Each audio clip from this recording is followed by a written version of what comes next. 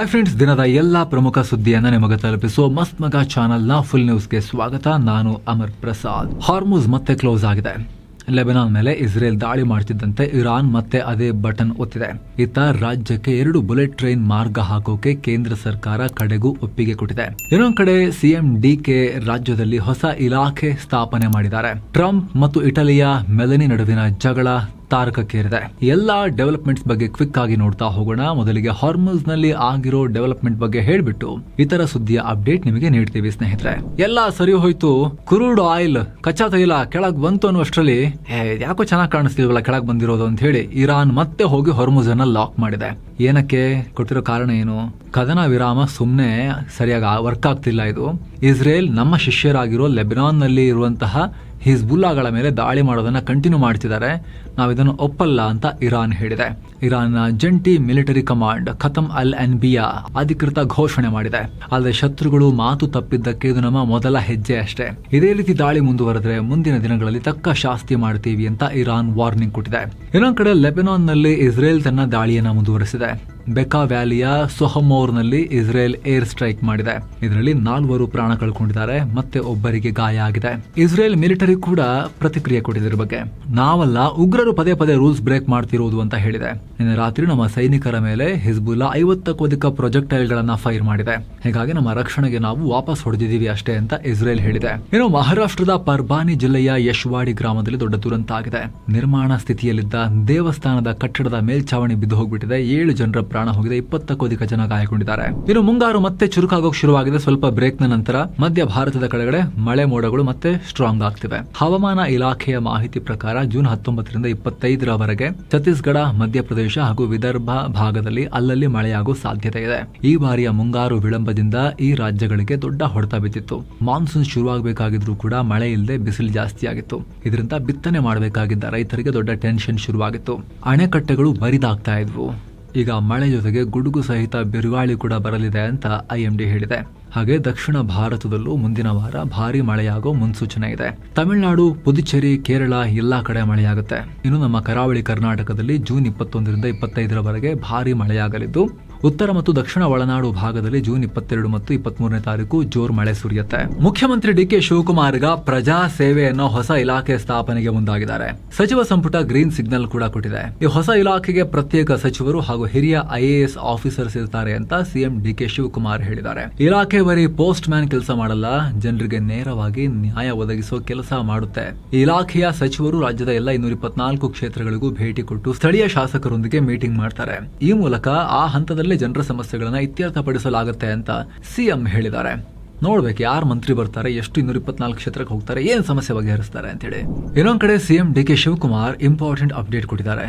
ತಾತ್ಕಾಲಿಕ ವಿದ್ಯುತ್ ಸಂಪರ್ಕ ಪಡೆದಿರೋ ಹಳೆ ಕಟ್ಟಡಗಳಿಗೆ ಶಾಶ್ವತ ವಿದ್ಯುತ್ ಸಂಪರ್ಕ ಪಡೆಯೋಕೆ 15 ದಿನಗಳ ಕಾಲಾವಕಾಶ ಕೊಡೋದಾಗಿ ಹೇಳಿದ್ದಾರೆ. ಫಲಾನುಭವಿಗಳ ಫೋಟೋ, ಕಟ್ಟಡದ ಫೋಟೋ ಮತ್ತು GPS ಲೊಕೇಶನ್ ಜೊತೆಗೆ ಅರ್ಜಿ ಸಲ್ಲಿಸಬೇಕು.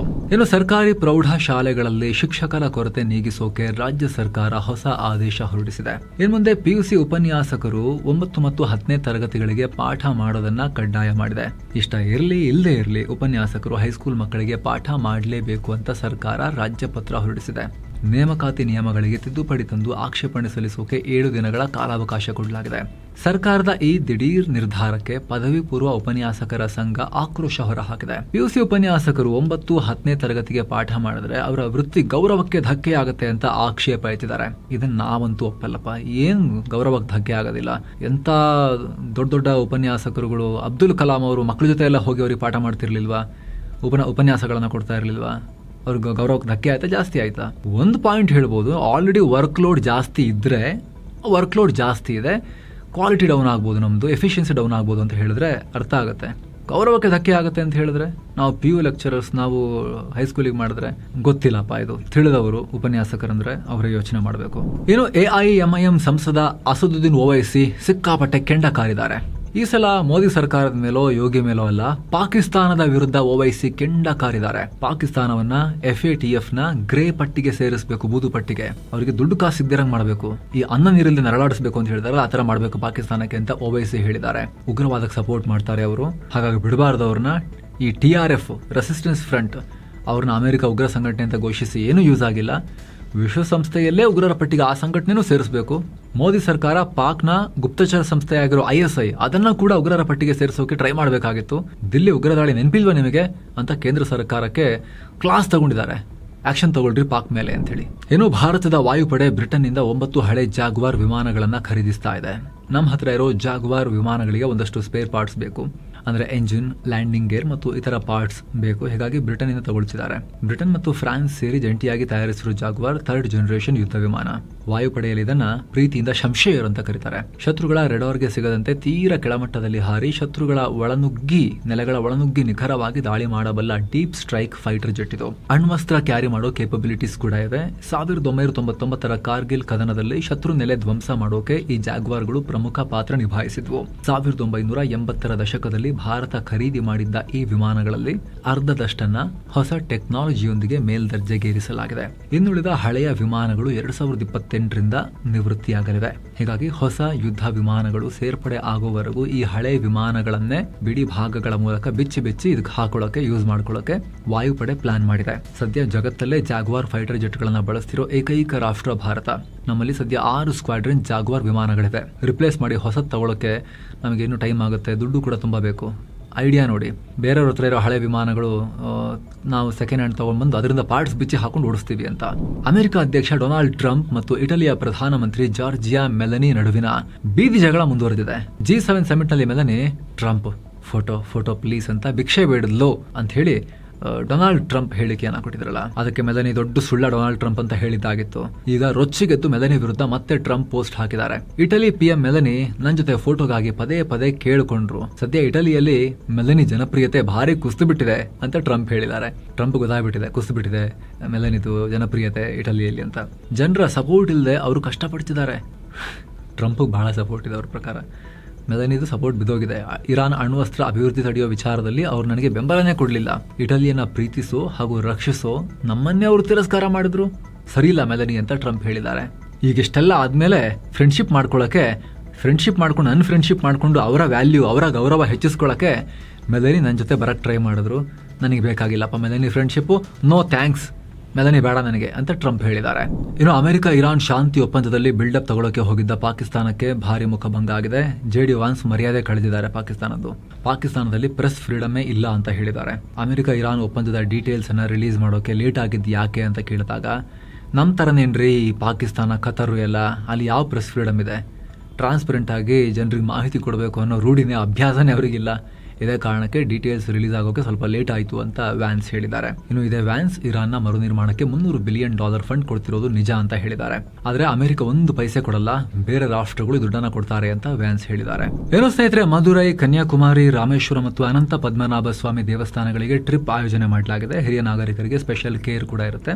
ಆಸಕ್ತರು ಕಾಲ್ ಮಾಡಿ ಬುಕ್ ಮಾಡ್ಕೊಂಡು ಹೋಗಿ ಬರ್ಬೋದು. ಎಲ್ಲವನ್ನ ಒಳಗೊಂಡಿರೋ ಪ್ಯಾಕೇಜ್ ಇದು. ಎಲ್ಲ ಜಾಗಗಳಿಗೆ ಹೋಗೋದಿರುತ್ತೆ. ಎಕ್ಸ್ಟ್ರಾ ಏನು ಖರ್ಚಿರೋದಿಲ್ಲ. ಕನ್ನಡ ಟೂರ್ ಮ್ಯಾನೇಜರ್ ಕರ್ಕೊಂಡೋಗಿ ವಾಪಸ್ ಕರ್ಕೊಂಡ್ಬಂದು ತಲುಪಿಸ್ತಾರೆ. ಆಸಕ್ತರು ಕಾಲ್ ಮಾಡಿ ಬುಕ್ ಮಾಡಿಕೊಂಡು ಹೋಗ್ಬನ್ನಿ. ನೀಟ್ ಗಲಾಟೆ ಮುಗಿತಾನೆ ಇಲ್ಲ. ಮತ್ತೆ ಎಕ್ಸಾಮ್ಗೆ ಕೆಲವೇ ಗಂಟೆಗಳು ಬಾಕಿ ಇರೋ ಟೈಮ್ನಲ್ಲಿ ಮಹಾರಾಷ್ಟ್ರದ ನಾಗ್ಪುರದ ವಿದ್ಯಾರ್ಥಿಯೊಬ್ಬರಿಗೆ ಪರೀಕ್ಷೆ ಬರೆಯೋಕೆ ಹೋಗಲಿ ಚೆಕ್ ಮಾಡಿದ್ರೆ ಸೆಂಟರ್ UAEನ ಅಬುಧಾಬಿ ಬಿದ್ದಿದೆ. ಎಕ್ಸಾಮ್ ಸೆಂಟರ್ ಅಲರ್ಟ್ ಆಗಿದೆ. ಈ ಬಗ್ಗೆ ದೂರು ಕೊಟ್ಟಾಗ ಮೊದಲು NTA ಸಾರಿ ಅಂತ ಹೇಳಿತ್ತು, ಟೆಕ್ನಿಕಲ್ ಪ್ರಾಬ್ಲಮ್ ಆಗಿರ್ಬೋದು ಅಂತ ಚೆಕ್ ಮಾಡಿ ಹೇಳ್ತೀವಿ ಅಂತ. ಆಮೇಲೆ ಚೆಕ್ ಮಾಡಿ ಹೇಳಿ, ರೀ ನಾವು ಹಾಕಿದ್ದಲ್ಲ, ಇದು ವಿದ್ಯಾರ್ಥಿನೇ ಮಿಸ್ ಆಗಿ ಅದಕ್ಕೆ ಅಪ್ಲೈ ಮಾಡ್ಕೊಂಡಿರ್ಬೇಕು, ಅವರೇ ಸೆಲೆಕ್ಟ್ ಮಾಡ್ಕೊಂಡಿದ್ದಾರೆ, ರಾಂಗ್ ಸೆಲೆಕ್ಷನ್ ಅಂತ ಹೇಳಿ ಉತ್ತರವನ್ನ ಕೊಟ್ಟಿದೆ. ಜೂನ್ 21ನೇ ತಾರೀಕು ನೀಟ್ ಮರುಪರೀಕ್ಷೆ ಇದೆ. ಇನ್ನೊಂದ್ ಕಡೆ ಈ ನೀಟ್ ಪೇಪರ್ ಲೀಕ್ ಕೇಸ್ ನಲ್ಲಿ CBI ಬಂಧಿಸಿರೋ ಆರೋಪಿಗೆ ಎಕ್ಸಾಮ್ ಬರೆಯೋಕೆ ದಿಲ್ಲಿ ಕೋರ್ಟ್ ಪರ್ಮಿಷನ್ ಕೊಟ್ಟಿದೆ. ಯಶ್ ಯಾದವ್ ಅನ್ನೋ ಆರೋಪಿ ಇನ್ನು ಆರೋಪಿ ಆಗಿರೋದ್ರಿಂದ ಅಲ್ಲಿ ಎಕ್ಸಾಮ್ ಬರೆಯೋ ಅವಕಾಶ ಮಿಸ್ ಆಗಬಾರ್ದು ಅಂತ ಕೋರ್ಟ್ ಪರ್ಮಿಷನ್ ಕೊಟ್ಟಿರುತ್ತೆ. ಏನು ನೀಟ್ ಮರುಪರೀಕ್ಷೆ ಬಗ್ಗೆ ವಿಪಕ್ಷ ನಾಯಕ ರಾಹುಲ್ ಗಾಂಧಿ ಮಾತನಾಡಿದ್ದಾರೆ. ಮಕ್ಕಳ ಭವಿಷ್ಯದೊಂದಿಗೆ ಆಟ ಆಡೋದನ್ನ ನಿಲ್ಲಿಸಿ ಈ ಸಲನಾದ್ರೂ ಕೂಡ ಕರೆಕ್ಟ್ ಆಗಿ ಎಕ್ಸಾಮ್ ಕಂಡಕ್ಟ್ ಮಾಡಿ ಅಂತ NTA ಮತ್ತು ಕೇಂದ್ರ ಸರ್ಕಾರಕ್ಕೆ ಆಗ್ರಹ ಮಾಡ್ತಾ ಇದ್ದೀನಿ ಅಂತ ಹೇಳಿದ್ದಾರೆ. ಏನು ನೀಟ್ ಪೇಪರ್ ಲೀಕ್ ವಿರೋಧಿಸಿ ಜಿರಳೆಗಳ ಪ್ರತಿಭಟನೆ ಮುಂದುವರೆದಿದೆ. ಕಾಕ್ರೋಚ್ ಪಾರ್ಟಿ ಕಾರ್ಯಕರ್ತರು ಪ್ರತಿಭಟಿಸಿದ್ದಾರೆ. ಈ ವೇಳೆ ಪ್ಲೇಟ್ಗಳಿಗೆ ಚಮಚಗಳಿಂದ ಬಾರಿಸಿ ಪ್ರತಿಭಟನೆ ಮಾಡಿದ್ದಾರೆ. ಕೋವಿಡ್ ಟೈಮ್ನಲ್ಲಿ PM ಮೋದಿ ದೇಶಕ್ಕೆ ಕರೆ ಕೊಟ್ಟಿದ್ರು ಅಂತ ಹೇಳಿ ಟ್ರೋಲ್ ಮಾಡ್ತಿರ್ತಾರಲ್ಲ ಯಾವಾಗಲೂ ಕೂಡ, ತಟ್ಟೆ ಹಿಡ್ಕೊಂಡು ಜಾಗಟೆ ಬಾರಿಸಿ ಅಂತ ಹೇಳಿ. ಅದೇ ರೀತಿ ಟ್ರೋಲ್ ಮಾಡೋ ರೀತಿಯಲ್ಲಿ, ಅಣಕಿಸೋ ರೀತಿಯಲ್ಲಿ ಪ್ರತಿಭಟನೆ ಮಾಡಲಾಗಿದೆ. ಕೇಂದ್ರ ಶಿಕ್ಷಣ ಸಚಿವ ಧರ್ಮೇಂದ್ರ ಪ್ರಧಾನ್ ಕೂಡಲೇ ರಾಜೀನಾಮೆ ಕೊಡಬೇಕು ಅಂತ ವಿದ್ಯಾರ್ಥಿಗಳು ಆಗ್ರಹ ಮಾಡಿದ್ದಾರೆ. ಇನ್ನು ಅಯೋಧ್ಯೆಯ ರಾಮ ಮಂದಿರದ ದೇಣಿಗೆ ದುರುಪಯೋಗ ವಿವಾದಕ್ಕೆ ಮತ್ತೊಂದು ಟ್ವಿಸ್ಟ್ ಸಿಕ್ಕಿದೆ. ಈಗ ಬರೋಬ್ಬರಿ 60 kg ಬೆಳ್ಳಿ ಗಟ್ಟಿಗಳು ಪತ್ತೆಯಾಗಿವೆ ಅಂತ ಹೇಳಲಾಗ್ತಿದೆ. ಪ್ರಾಣ ಪ್ರತಿಷ್ಠಾಪನೆ ವೇಳೆ ಜ್ಯುವೆಲರ್ಸ್ ಅಸೋಸಿಯೇಷನ್ ಈ ಬೆಳ್ಳಿಯನ್ನ ದೇಣಿಗೆಯಾಗಿ ನೀಡಿತ್ತು. ಇದನ್ನ ಮಂದಿರದ ತಳಪಾಯದಲ್ಲಿ ಹಾಕೋಕೆ ತೀರ್ಮಾನ ಮಾಡಲಾಗಿತ್ತು. ಆದ್ರೆ ಮಂದಿರದ ದೇಣಿಗೆ ದಾಖಲೆಗಳಲ್ಲಿ 60 ಕೆಜಿ ಬೆಳ್ಳಿಯ ಲೆಕ್ಕವೇ ಸಿಕ್ತಿಲ್ಲ ಅಂತ ಗೊತ್ತಾಗಿದೆ. ಕಳೆದ 6 ದಿನಗಳಿಂದ ಎಸ್ಐಟಿ ಅಧಿಕಾರಿಗಳು ತೀವ್ರ ತನಿಖೆ ಮಾಡ್ತಿದ್ದಾರೆ.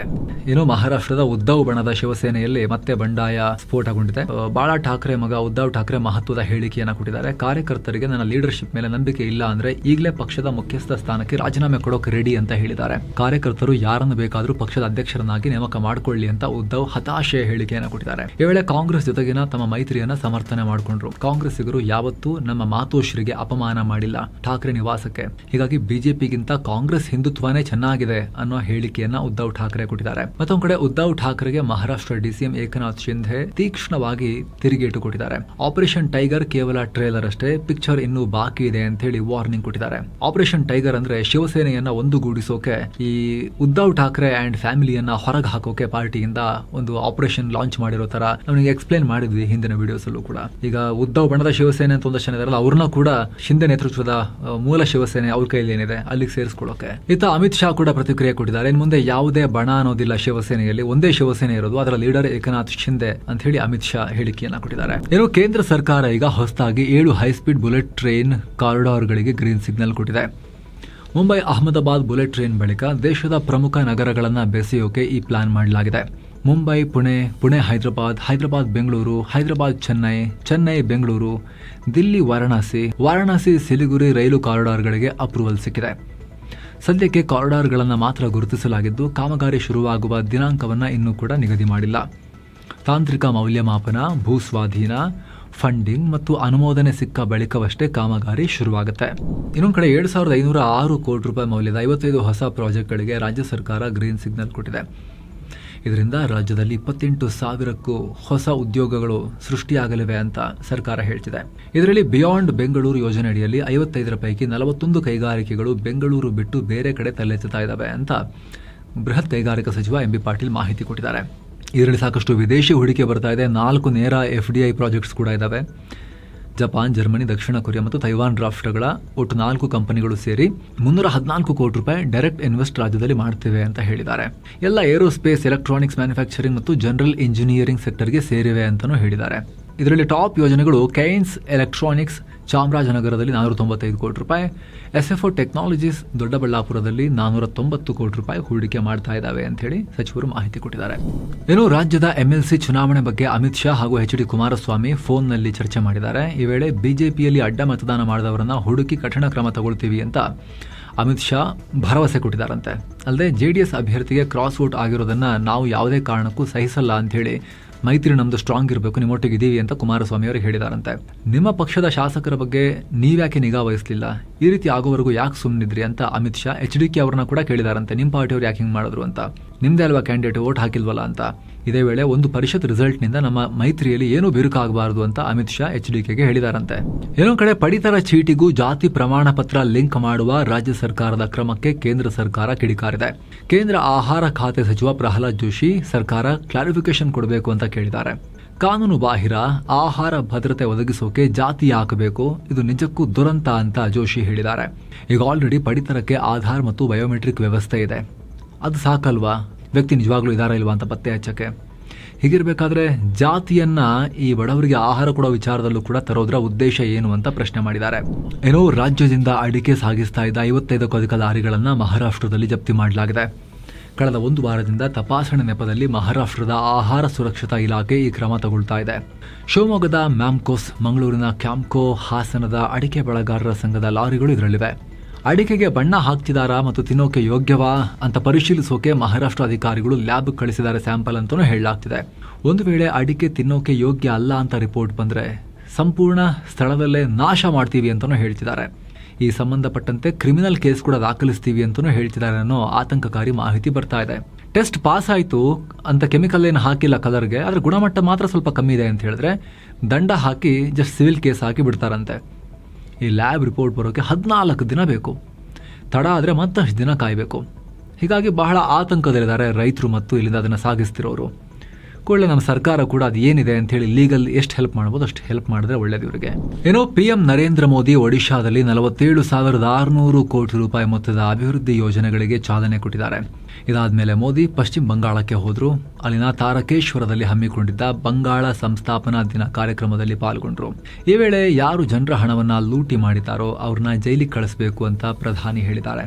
ಈ ವೇಳೆ ರೈತರಿಗೆ PM ಕಿಸಾನ್ ಯೋಜನೆಯ 23ನೇ ಕಂತನ್ನ ಬಿಡುಗಡೆ ಮಾಡಿದ್ದಾರೆ.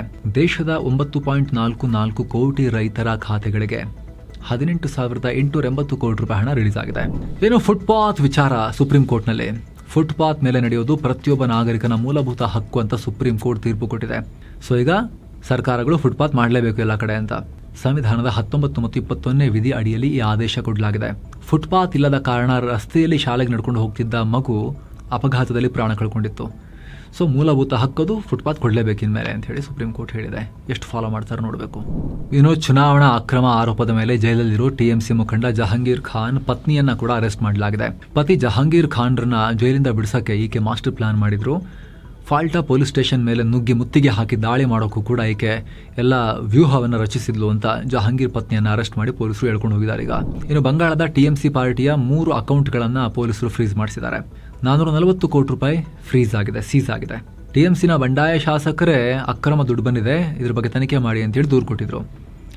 ಪಕ್ಷದ ನಿಜವಾದ ಲೀಡರ್ಶಿಪ್ ಯಾರ್ದು ಇವಾಗ ಅಂಥೇಳಿ ಗಲಾಟೆ ನಡೀತಿರೋ ಟೈಮ್ನಲ್ಲೇ ಈಗ ದೂರು ಹೋಗಿತ್ತು. ಇದು ಅದರ ಆಧರಿಸಿ ಈಗ ಪೊಲೀಸರು ಸದ್ಯಕ್ಕೆ ಅದನ್ನು ಫ್ರೀಸ್ ಮಾಡಿಸಿದ್ದಾರೆ ಅಕೌಂಟನ್ನು.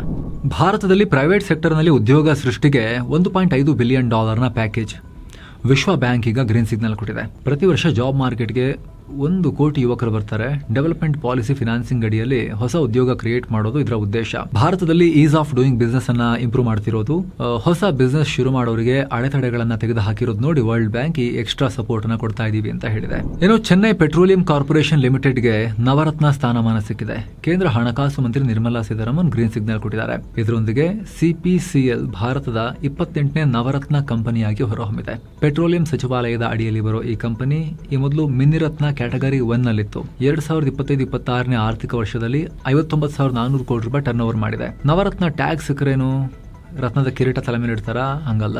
ಕಂಪನಿಗೊಂದು ಸ್ಟೇಟಸ್. ಗವರ್ಮೆಂಟ್ ಕಂಪನಿ ಆದ್ರೂ ಆರ್ಥಿಕವಾಗಿ ಆಪರೇಷನಲ್ ಫ್ರೀಡಮ್ ಸಿಗುತ್ತೆ. ಸರ್ಕಾರ ಅಂದ್ರೆ ತನ್ನ ಓನರ್ನ ಪರ್ಮಿಷನ್ ಜಾಸ್ತಿ ಕೇಳದೆ ಇವರು ಪ್ರಾಜೆಕ್ಟ್ ಮೇಲೆ 1,000 ಕೋಟಿ ರೂಪಾಯಿ ಅಥವಾ ತನ್ನ ನೆಟ್ವರ್ತ್ನ 15% ದುಡ್ಡನ್ನು ಇನ್ವೆಸ್ಟ್ ಮಾಡಬಹುದು.